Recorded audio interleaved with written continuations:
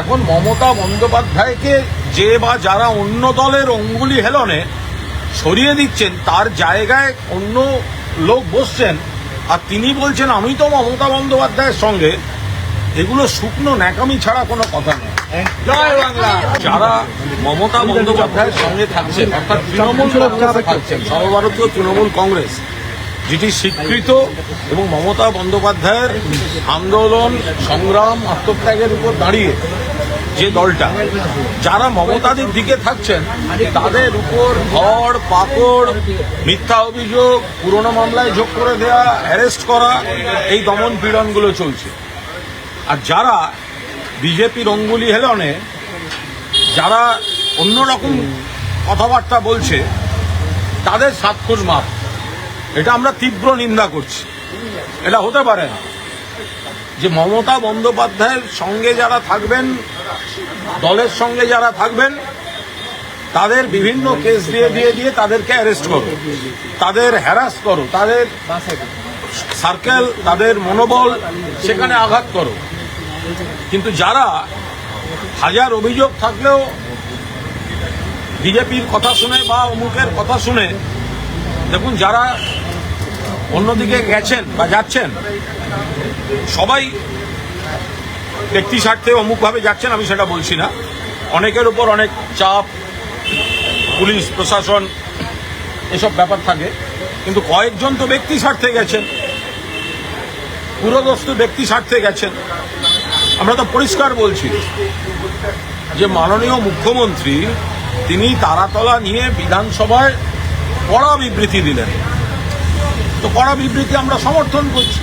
তো কড়া বিবৃতির মধ্যে তিনি একটা নথি তুলে বললেন দেখুন কার সই আছে, প্রাক্তন মেয়রের সই আছে, আমরা কাউকে ছাড়ব না।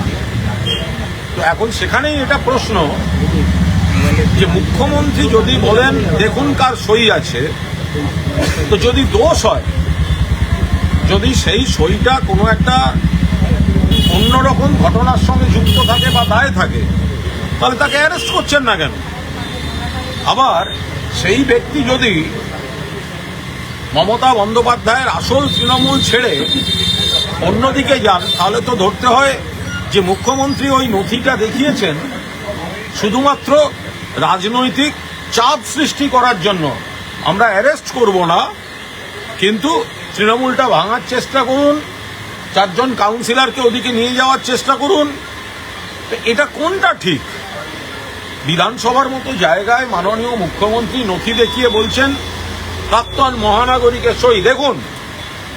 এখন সই করা তো অপরাধ হতে পারে না, কিন্তু মুখ্যমন্ত্রী যখন দেখিয়েছেন তাহলে নিশ্চয়ই কিছু আছে বলে দেখিয়েছেন। আর দেখিয়েছেন যদি, তাহলে অ্যারেস্ট করছেন না কেন? আর যাকে অ্যারেস্ট করছেন না অথচ নথি দেখাচ্ছেন, তিনি অন্য বৈঠকে কাউন্সিলরদের নিয়ে যাওয়ার চেষ্টা করছেন। তো ফলে সেখানে মনে হচ্ছে যে মমতা বন্দ্যোপাধ্যায়ের সঙ্গে যারা থাকবে তাদের জন্য পুলিশ, হ্যারাসমেন্ট, অত্যাচার, দমন পীড়ন এইগুলো, আর বাকি কয়েকজন নিজেদের স্বার্থে তাদেরকে নানাভাবে চাপ দিয়ে ভয় দেখিয়ে দল ভাঙানোর একটা খেলা চালানো হচ্ছে। আমরা এটা বলছি মানুষকে। নবটলির বৈঠকে দেখা গেল যে তৃণমূল কংগ্রেসের চেয়ারম্যান হিসেবে অরূপ রায়কে ওরা নিল, কি বলবেন? সে তো আগের দিনই হয়েছে। অরূপ রায় বলছেন যে দিদিকেই নিজের এখনো নেত্রী হিসেবে তিনি রাখেন। দেখুন, ন্যাকামির একটা সীমা থাকে। মমতা বন্দ্যোপাধ্যায় দলটা তৈরি করেছেন, মমতা বন্দ্যোপাধ্যায়ের আন্দোলনের উপর দাঁড়িয়ে আমরা কেউ বিধায়ক, কেউ পুরপিতা, কেউ মন্ত্রী, কেউ অমুক, কেউ তমুক, কেউ দলের নেতৃত্বে এইসব জায়গায়। এখন মমতা বন্দ্যোপাধ্যায়কে যে বা যারা অন্য দলের অঙ্গুলি হেলনে সরিয়ে দিচ্ছেন তার জায়গায় অন্য লোক বসছেন, আর তিনি বলছেন আমি তো মমতা বন্দ্যোপাধ্যায়ের সঙ্গে। এগুলো শুকনো ন্যাকামি ছাড়া কোনো কথা নেই। জয় বাংলা। বৈঠক রয়েছে, সেখানে দেখা যাচ্ছে all India Trinamool Congress KMC councillor হিসেবে বৈঠক হচ্ছে। দেখুন, এটা সম্পূর্ণ এখতিয়ার বহির্ভূত কাজ হচ্ছে। প্রথম কথা, কাউন্সিলর এখন নেই, বোর্ড তো ভেঙে দেওয়া হয়েছে। বোর্ড কেন ভাঙা হলো? কলকাতা পুরসভার তো নির্বাচিত বোর্ড ছিল, এতজন যদি কাউন্সিলরই থাকেন তাহলে বোর্ডটা নেই কেন? তাদের তথ্য দিতে হবে। এতজন কাউন্সিলর যদি থেকে থাকেন, কেউ হয়তো ওইদিকে গেছেন, কেউ হয়তো যাননি, আমার সঙ্গে একজন রয়েছেন বৈশানাথ চট্টোপাধ্যায়, তাহলে বোর্ডটা ভাঙলো কেন? বোর্ডটা তো ভেঙেছে একমাত্র ফিরহাদ হাকিম ইস্তফা দিতে চাইলেন বলে। তো আপনি দাঁতে দাঁত চিপে, সুব্রত মুখার্জি মেয়র ছিলেন না বামফ্রন্ট যমুনায়, পুরো টার্ম শেষ করেছেন, সাফল্যের সঙ্গে শেষ করেছেন। তাহলে আপনি ভোট অব্দি দাঁতে দাঁত চিপে নেতার মতো থাকতে পারতেন না? আপনি কাউন্সিলর, আপনি এমআইসি, আপনি মন্ত্রী, আপনি হিডকো, আপনি তমুক, আপনি দলের পদের সমস্ত ক্ষমতা আপনাকে মমতা বন্দ্যোপাধ্যায় দিয়েছিল। তারপরে কেন আজকে আপনি এত কাউন্সিলর দেখাচ্ছেন? আপনি কর্পোরেশনে বসে বোর্ডটা রেখে কাউন্সিলর দেখালেন না কেন? আপনাকে হোটেলে যেতে হচ্ছে কেন? অধিবেশনেই তো দেখাতে পারতেন যে আপনারা সংখ্যাগরিষ্ঠ, সবাই তো ছিল। তার জন্য লুকিয়ে লুকিয়ে হোটেলে গিয়ে দেখাতে হচ্ছে কেন? ফিরহাদ হাকিম তো দেখাতে পারতেন সংখ্যাগরিষ্ঠতা কর্পোরেশনের মধ্যে, আর ডিসেম্বর পর্যন্ত তো টেনিওর ছিল। তাহলে ইস্তফা দিলেন কেন? চলে গেলেন কেন? ওদের হাত শক্ত করলেন কেন? এটা তো মানুষের দরবারে, তাকে তো এটা প্রশ্নের তো উত্তর দিতে হবে। বলছি, ঋতব্রত অরূপরা বলছেন জাতীয় নির্বাচন কমিশনের তারা দ্বারস্থ হয়েছেন, প্রতীক তারা পেয়ে যাবেন আস্থা রাখছেন। দেখুন, আমি একটা কথা বলি, চাটন ঋত কি বলছে তার উপর দাঁড়িয়ে তো তৃণমূল চলবে না। এখন বেঈমানরা যদি কেউ মমতা বন্দ্যোপাধ্যায়ের দেয়া সিম্বল নিয়ে মমতা বন্দ্যোপাধ্যায়ের দল থেকে জিতে যদি রাতারাতি কেউ বলেন মমতা বন্দ্যোপাধ্যায়ের হাত থেকে প্রতীক নিয়ে নেব, জেনে রাখবেন যারা এই মানসিকতা দেখায় তারা নিজের মায়ের পিঠে ছুরি মারতে পারে। ফলে এই জায়গায় দাঁড়িয়ে কি সিম্বল নেবে? তৃণমূল মানে মমতা ব্যানার্জি, মমতা ব্যানার্জি মানে তৃণমূল। যদি তর্কের খাতিরে ধরলাম, ইলেকশন কমিশন ওদের যদি সিম্বলও দেয়, তাহলেও জেনে রাখবেন আমাদের কাছে সিম্বল হচ্ছে মমতা বন্দ্যোপাধ্যায়ের মুখটা। মমতা বন্দ্যোপাধ্যায়ের মুখ যেদিকে আসে ওই সিম্বলটা মমতা বন্দ্যোপাধ্যায় ছাড়া ওই সিম্বলের কোনো ভ্যালু আছে? মমতা বন্দ্যোপাধ্যায় ছাড়া ওই সিম্বল, যারা যারা গদ্দারি করছেন, যে ইলেকশন আসবে, কাউন্সিলর হোক, এমএলএ হোক বা এমপি, এই সমস্ত গদ্দারদের জামানত জব্দ হবে। ওদের পলিটিক্যাল ক্যারিয়ার শেষ।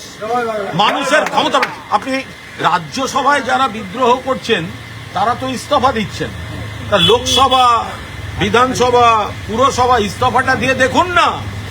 তাহলে রাজ্যসভার বিদ্রোহীরা ইস্তফা দিচ্ছেন আর বাকিরা কেন আঁকড়ে পথ ধরে আছেন? আপনারা এত বড় বিপ্লবী, এত জনসমর্থন, ক্ষমতা থাকলে ইস্তফাটা দিয়ে, তৃণমূল এত খারাপ, ইস্তফাটা দিয়ে একবার লড়ে দেখুন না, একবার মমতা বন্দ্যোপাধ্যায়ের সিম্বলটা ছাড়া। আমরা তো চ্যালেঞ্জ করছি, মমতা বন্দ্যোপাধ্যায়ের সিম্বলে জিতে সেই পোস্টটাকে নিয়ে আপনি পলিটিক্স করছেন কেন? আপনার যদি মমতা বন্দ্যোপাধ্যায়কে সরিয়ে আমরা নতুন তৃণমূল, তাহলে মমতা বন্দ্যোপাধ্যায়ের ছবি লাগিয়ে যখন আপনারা বলছেন, চাটন ঋত দেখেছেন উলুবেড়িয়ার ভিডিও? ওই চাটন ঋত বলছে আমি মমতা বন্দ্যোপাধ্যায় এবং তার সুযোগ্য সেনাপতি অভিষেক বন্দ্যোপাধ্যায়ের নেতৃত্বে আমি আমার উৎসর্গ করতে এসেছি। কোথায় ছিল এখন?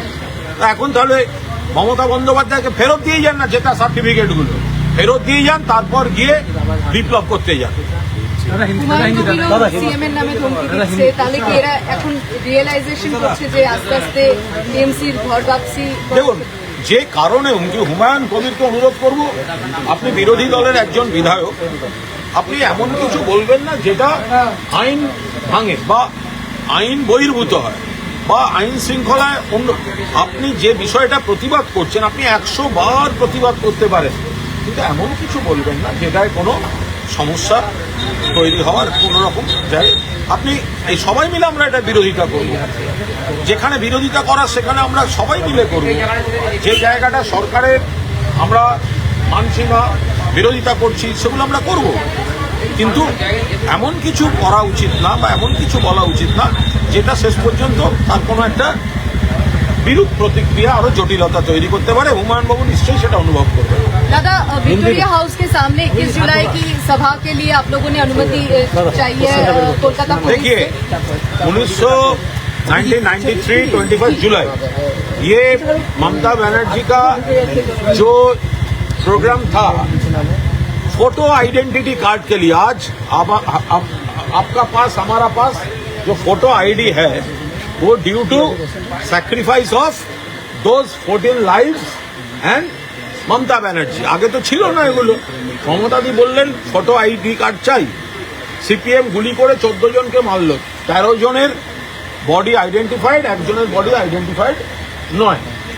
তো এখন যেহেতু মমতা বন্দ্যোপাধ্যায়ের আন্দোলনের সৈনিকদের হত্যা করেছিল, তাই মমতা বন্দ্যোপাধ্যায় নেত্রী হিসাবে প্রত্যেক বছর ওই দিনটা শহীদ তর্পণ দিবস পালন করে। पर इस एवं बार ये जो मिलेगा कि नहीं? अगर ये वो जो हुआ था, मास किलिंग जो हुआ था, वो धर्मतला में हुआ था, इसीलिए धर्मतला में हम लोग शहीद तर्पण हर बरस यही हम लोग करते हैं। तो पार्टी जो डिसाइड करेगा पार्टी करेंगे, और देखते हैं ये लोग क्या करते हैं। लेकिन 21 जुलाई प्रोग्राम तो होगा ही। Thank you. दादा